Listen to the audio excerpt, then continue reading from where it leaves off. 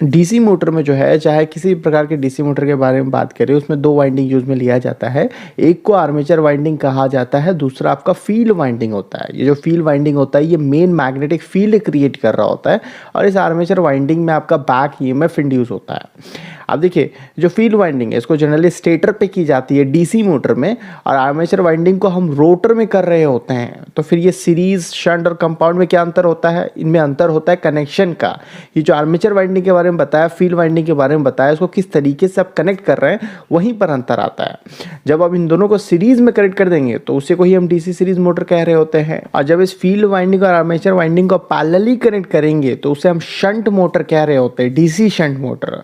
और जब आप इसको पैरेलली भी और सीरीज दोनों में ही कनेक्ट करेंगे, ज़्यादातर आपका जो है टर्न पैरेलली में कनेक्टेड होता है और कुछ टर्न जो आपका सीरीज में होता है, तो उसे हम डीसी कंपाउंड मोटर कहते हैं। अब इसको इसलिए करते हैं ताकि जो शंट है और सीरीज का जो कैरेक्टरिस्टिक है, जो दोनों की गुड क्वालिटीज़ है, जो अच्छी अच्छी बातें हैं, वो आपको कंपाउंड मोटर में जो है देखने मिले। जैसे कि हमने आपको पहले ही बताया है कि डीसी सीरीज मोटर का जो स्टार्टिंग टॉर्क होता है वो काफ़ी बेहतर होता है। वो जीरो स्पीड से ही जो है काफ़ी लोड को लेकर के चालू हो सकता है। और दूसरी ओर शंट मोटर में हमने बताया था कि इसकी स्पीड को जो है काफ़ी बेहतर तरीके से कंट्रोल किया जा सकता है, wide range of speed control आपको मिलता है। फील्ड वाइंडिंग की जो करंट है उसको अगर आप चेंज करते हैं तो आप इसको स्पीड को बहुत बेहतर तरीके से कंट्रोल कर सकते हैं। तो ये दोनों ही जो क्वालिटी है आपको कंपाउंड मोटर के अंदर आपको देखने मिलता है। तो ये तो हमने डीसी मोटर के टाइप्स के बारे में समझा। अब ये बैक ईएमएफ क्या है? तो हम नॉर्मली मोटर का बेसिक डेफिनेशन जानते हैं कि मोटर एक ऐसी मशीन है जो इनपुट में इलेक्ट्रिकल एनर्जी ले रहा होता है, यानी कि बिजली ले रहा होता है, और उस बिजली को, उस इलेक्ट्रिकल एनर्जी को वो मैकेनिकल एनर्जी में यानी कि टॉर्क में कन्वर्ट करके हमको दे रहा होता है। तो ये जो बिजली है, इलेक्ट्रिसिटी, करंट, ये आप आर्मेचर वाइंडिंग और फील्ड वाइंडिंग दोनों में ही फ्लो करवा रहे होते हैं और आपका मोटर जो है चलना स्टार्ट हो जाता है। और जब वो चल रहा होता है तो हमने देखा कि मोटर के अंदर भी आपको जनरेटिंग एक्शन देखने मिल रहा है। उसका जो आर्मेचर वाइंडिंग है जिसको आपने रोटर पे कर रखा है, वहां पे कुछ ईएमएफ इंड्यूस होने लग रहा है। अब ये जो वोल्टेज आपका आर्मेचर वाइंडिंग में इंड्यूस हुआ, इसका जो पोलैरिटी है वो ऑपोजिट होता है जो वोल्टेज आप दे रहे होते हो, सप्लाई कर रहे होते हो। इसी वजह से हम इसको बैक ईएमएफ कह रहे होते हैं। इससे रिलेटेड दो चीजें जो है आपको पता होना चाहिए, जो मैंने आपको जस्ट बताया कि सबसे पहला बैक ईएमएफ आपको तभी देखने मिलेगा जब आपका मोटर चलना स्टार्ट हो जाएगा। दूसरी चीज ये है कि जो बैक ईएमएफ की जो पोलैरिटी है वो ऑपोजिट होता है जो आपने बाहर से सप्लाई कर रखा है आर्मेचर वाइंडिंग में। इसकी वजह से जो ओवरऑल आपका आर्मेचर वाइंडिंग का जो वोल्टेज है वो कम हो जाता है, वो रिड्यूस हो जाता है। बस यही दो चीज आपको याद रखनी है। अब बैक ईएमएफ का कंसेप्ट क्लियर हो गया तो डीसी मोटर जो है स्टार्ट होते वक्त ज्यादा करंट क्यों लेता है, इसको समझना ज्यादा मुश्किल नहीं है। अब देखिए, कोई भी मोटर अगर ज्यादा करंट ले रहा है, वाइंडिंग से ज्यादा करंट फ्लो हो रहा है, तो क्या रीजन हो सकता है? मतलब हमारी बेसिक जो इलेक्ट्रिकल अंडरस्टैंडिंग है वो क्या कहती है कि अगर वाइंडिंग से ज्यादा करंट फ्लो हो रहा है तो उसको रोकने वाला जो रुकावट है, यानी कि जो रेजिस्टेंस है, वो कम होगा, तभी ज्यादा करंट फ्लो हो रहा है। और दूसरा जो है उस करंट को फ्लो करवाने वाला जो वोल्टेज है, जो प्रेशर है, वो अगर ज्यादा होगा तो बहुत ज्यादा करंट आपका फ्लो होगा। यानी कि करंट जो है दो चीज के ऊपर डिपेंड कर रहा है, आपके वोल्टेज के ऊपर, आपके वाइंडिंग के रेजिस्टेंस के ऊपर। और यही एग्जैक्ट रीजन भी है। मोटर का जो आर्मेचर वाइंडिंग है उसका रेजिस्टेंस काफी कम होता है, 0.1 ओम, 0.05 ओम, बहुत ज्यादा तो 0.5 ओम आपको देखने मिलेगा। और जब मोटर स्टार्ट हो रहा होता है तो उस वक्त आपके आर्मेचर वाइंडिंग के अक्रॉस जो वोल्टेज भी होता है वो काफी ज्यादा होता है। पर जैसे ही मोटर आपका स्टार्ट हो जाता है तो रेजिस्टेंस तो आपका नहीं बदलता है, बट जो वोल्टेज है आर्मेचर वाइंडिंग के अक्रॉस वो कम हो जाता है, वो रिड्यूस हो जाता है बैक ईएमएफ की वजह से।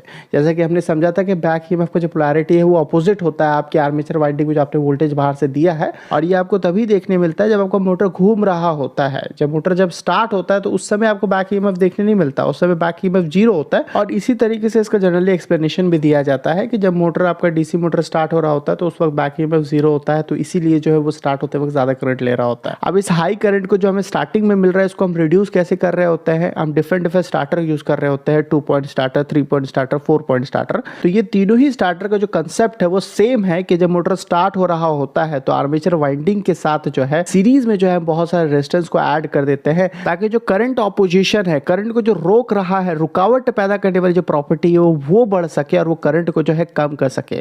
और जैसे जैसे आपका मोटर स्टार्ट हो रहा होगा तो ये जो रेजिस्टेंस, एक्सटर्नल रेजिस्टेंस जो आप ऐड कर रहे हो उसको आप कम करते जाएंगे, क्योंकि आपको ऑलरेडी पता है कि जब मोटर स्टार्ट हो जाता है तो फिर बैक ईएमएफ आ जाता है, तो ओवरऑल जो वाइंडिंग का जो वोल्टेज वो ऑलरेडी कम हो जाता है, तो करंट अपने आप लिमिट हो जाता है। तो हमें फिर एक्सटर्नल रेजिस्टेंस का जरूरत नहीं है, तो उसको जो है जब मोटर स्टार्ट हो जाता है तो पूरा का पूरा रेजिस्टेंस को हम हटा देते हैं। तो ये जो कंसेप्ट है ना, ये तीनों ही स्टार्टर में हम यूज कर रहे होते हैं। तो फिर इनमें अंतर क्या होता है? तो देखिए, ये जो 2 पॉइंट स्टार्टर है इसको डीसी सीरीज मोटर में यूज में लिया जाता है। यहाँ पे जो 2 पॉइंट है वो दो टर्मिनल को दर्शा रहा होता है। इसमें दो टर्मिनल आपको देखने मिलता है, एक को लाइन टर्मिनल कहते हैं L और दूसरा आपका फील्ड टर्मिनल होता है F। तो लाइन जो टर्मिनल है उसको सप्लाई के पॉजिटिव टर्मिनल से हम कनेक्ट कर रहे होते हैं और दूसरा वाला जो F टर्मिनल है उसको मोटर के फील्ड वाइंडिंग से हम कनेक्ट कर देते हैं। तो ये तो इसका कनेक्शन का बात है कि इसको किस तरीके से कनेक्ट किया जाता है। अगर स्टार्टर के इंटरनल कंस्ट्रक्शन के बारे में बात करें तो सबसे पहले तो आपको एक हैंडल देखने मिल रहा होता है जो नॉर्मली ऑफ स्टेट पे होता है, यानी कि सर्किट जो है आपका इनकम्प्लीट होता है और स्प्रिंग अरेंजमेंट यूज में लिया जाता है जो हमेशा उसको लेफ्ट की तरफ जो है प्रेस करके रखता है, उसको ऑफ स्टेज पे जो है रखता है।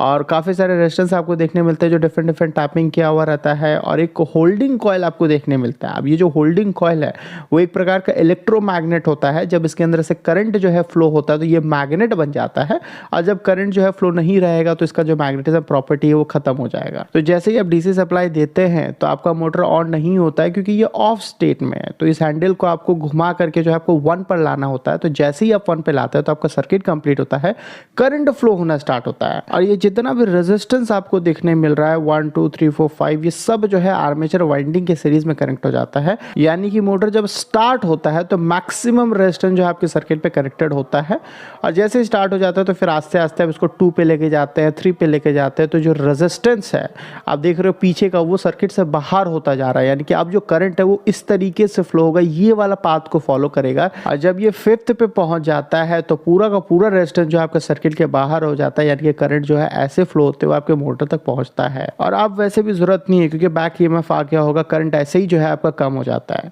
अब देखिए जो होल्डिंग कॉइल आप देख रहे हैं ना, तो ये जो होल्डिंग कॉइल है इस हैंडल को इस 5th पोजीशन में पकड़ने का काम करता है, उसको पकड़ के वहीं पर रोक करके रखता है। जैसा कि हमने बताया कि ये इलेक्ट्रोमैग्नेट होता है और करंट जो है इसी वाले रास्ते से फ्लो होते हुए जा रहा है, यानी कि ये मैग्नेट बन गया है और हैंडल में आपने सॉफ्ट आयरन कोर को लगा रखा है। तो जैसे आप उसको 5th पोजीशन में लेके जाते हैं तो उस इलेक्ट्रोमैग्नेट के साथ वो चिपक जाता है और उसको वहां पे होल्ड करके रखता है। और मान लीजिए कि होल्डिंग कॉइल अगर आप नहीं देते तो होता क्या कि आप हाथ की मदद से 5th तक तो आप उसको लेके जाते हैं, पर जैसे ही छोड़ते तो वापस से वो ऑफ हो जाता है क्योंकि ये जो स्प्रिंग है जिसको मैंने बताया वो हमेशा उसको प्रेस करके रख रहा होता है लेफ्ट की तरफ से, उसको ऑफ स्टेट में उसको ले जाने की कोशिश करता है। तो ये तो कहानी थी 2 पॉइंट स्टार्टर का। 3 पॉइंट स्टार्टर किस तरीके से इससे अलग है, तो 3 पॉइंट स्टार्टर में जैसा कि नाम से आपको पता चल रहा है वहां पे 3 पॉइंट होता है, 3 टर्मिनल होता है। एक लाइन टर्मिनल होता है जिसको पॉजिटिव सप्लाई से आप कनेक्ट कर रहे होते हैं, दूसरा फील्ड टर्मिनल होता है जो फील्ड वाइंडिंग से आपका कनेक्ट हो रहा होता है और तीसरा जो टर्मिनल यहाँ पे आपको एक्स्ट्रा मिलता है वो आर्मेचर होता है जिसको आर्मेचर वाइंडिंग से डायरेक्टली हम कनेक्ट कर रहे होते हैं। और इस 3 पॉइंट स्टार्टर को जो है डीसी शंट मोटर और कंपाउंड मोटर में यूज में लिया जाता है।